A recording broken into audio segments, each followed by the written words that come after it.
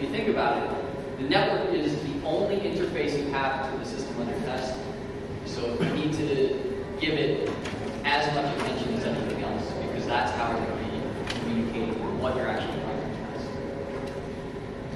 I would change some things, but there's also things that I would do the same.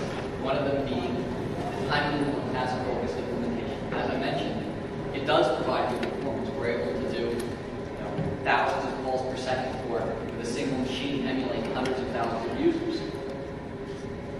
So that's something I would keep, even if it were not a SIP workload generator, any kind of workload generator that's doing the user model. The other thing that's interesting about SIP is it generates SIP traffic, but it does not have a SIP stack. And this is important because a SIP stack is a very complex piece of software, and implementing the whole SIP stack would reduce performance. And also, it would make debugging more complicated because the SIP stack itself would be so complex that we'd have less visibility into what's going on around you. And finally, as I mentioned, SIP is an open source tool, and I think that's actually been essential to its development. So it's given us something very good to start out with, a good tool that we're able to take and extend to how we need it and how others needed it. So having a starting point there was important, but also it reduces the maintenance work and provides an avenue for distributing it. So if the testing tool isn't your core business, then it really does make a lot of sense to have it open source, because you're going to have other people find and fix bugs. And also, they just open your eyes to new usage scenarios. When they ask a question about how to use the tool, it may be something you never thought of, but ends up turning out to be really useful. In conclusion, SIP has become an efficient and scalable tool for SIP testing. User model-based benchmarking not only stresses your servers in ways that micro benchmark doesn't, but it also stresses the tool, the workload generator that you're using to generate that workload. Ease of use and reporting can be really simple changes, but they really matter as far as adoption and the complexity of scenario that you're able to do.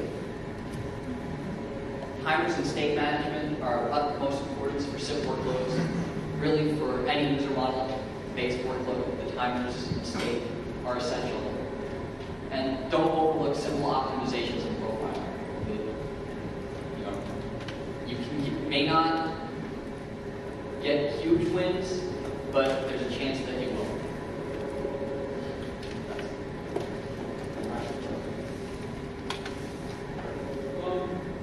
So I understand the argument that you simply call for closes your seconds to 1 second, so I'm trying to make this Yeah.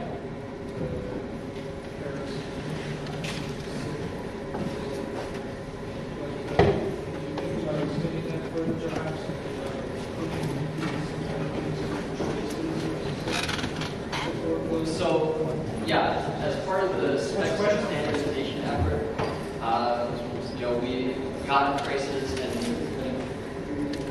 Oh, I'm sorry. So the question was, that we looked at extending the call time to 1 second. Actually, on that graph, you can see it back to 2 minutes.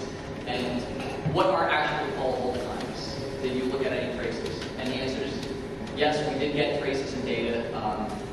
It's not always easy to get this data. Providers and others are very concerned about privacy and inserting anything into their network. But we did get some data from an enterprise location, and we found that the ring time is roughly 20 seconds, so it's uniform distributed.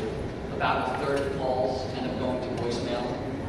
I don't recall exactly how long a voicemail call is, but a regular call that's completed has a median of 271 seconds, and it's logically distributed, which means that it has a very heavy tail, so the average is significantly more than that.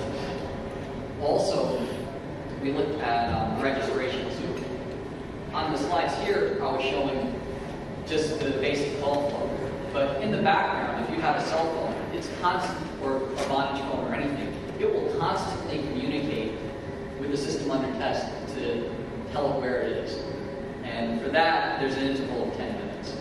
So our design is relatively flat as far as how long you have these see the original SIP design. It just would decline since the moment you add another